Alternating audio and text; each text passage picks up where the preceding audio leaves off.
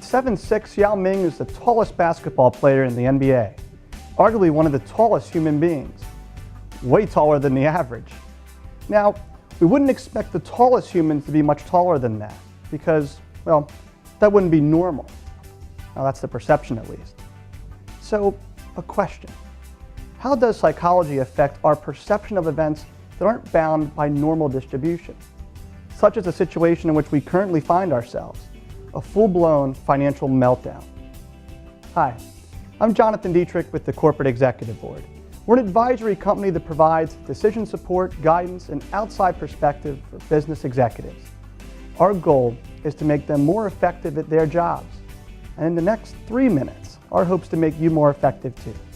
We'll address this economic challenge and explain how we can guide your organization during a time of unprecedented volatility. We'll discuss ways to hedge risk, to tame uncertainty, to increase agility, and model simple scenarios to think through all the what-ifs. Let's go back to our analogy around distribution, but let's consider now financial markets. What's normal? How much movement can we predict?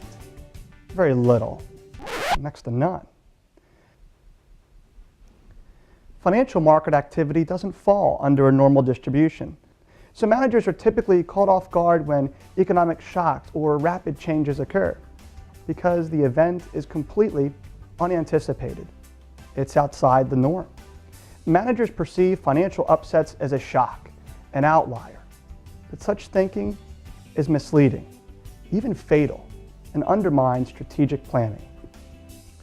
But there are those few companies that have a solid grasp on strategic planning, such as Shell. Shell anticipated the fall of the Soviet Union. This helped Shell hold its place as a dominant player in the global oil trade, while its competition was paralyzed to react. So, how did Shell insulate itself from this degree of volatility? What made Shell so resilient? Shell mastered scenario planning. Now let's apply this to your world. Scenario planning can help you consider the potential outcomes associated with the downturn, namely the lasting impact on customer behaviors. If we look at trends and past recessions, we see that these behaviors last a decade, sometimes longer, and it's really unpredictable. Now consider the long-term implications to your own business. Now do you see why scenario planning is so critical? So how do you model a scenario? What sort of framework should you use? To gain greater agility, you want to consider the most uncertain drivers of change and how this might impact your business, what you sell, who you sell to, your suppliers, your distribution channels, etc., etc. Now let's work through a couple of scenarios around shifting customer behaviors during a downturn. Let's say customers are forced into suspended animation, where their behavior hasn't necessarily shifted and they wish they could consume more, but of course they can't. Or they might experience bitter denial, which is brought on by their lack of purchase power. On the other hand, if customers embrace economizing, we could have the great temperance, where value brands prevail, price wars escalate, and buying behaviors permanently shift. Or a downturn could result in it's cool to be frugal, where low-cost products grow in a fad-like boom. Can you say Target?